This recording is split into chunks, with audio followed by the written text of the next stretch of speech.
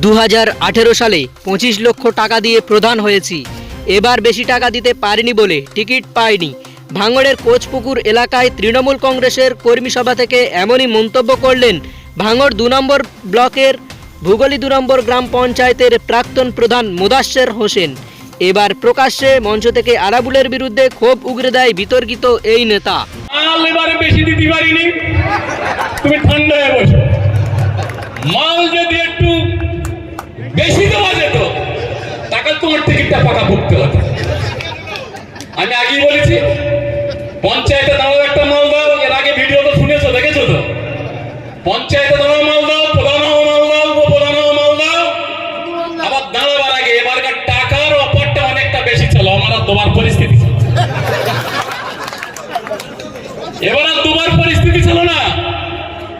যদি বললো পঞ্চায়েতে দেবো 50 লাখ, তোর টিকিট হয় না, বুঝতে পেরেছ।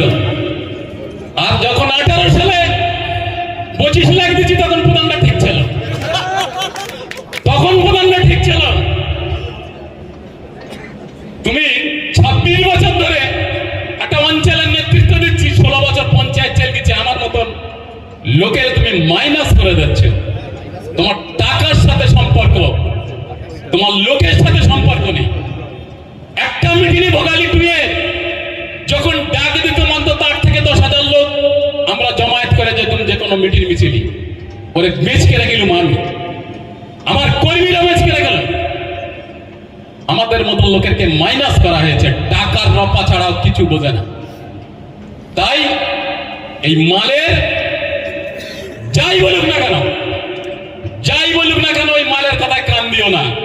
সগাত ভার নামে কি বললো, আঙ্গা নামে কি বললো, ওর কথায় কান দেওয়ার দরকার নেই। দুদিন পরে নিচে বয়েছে, দুদিন পরে টেবিল চেয়ার কুচকেলে বাড়ি চলে যাবে, ওর উপায় নেই।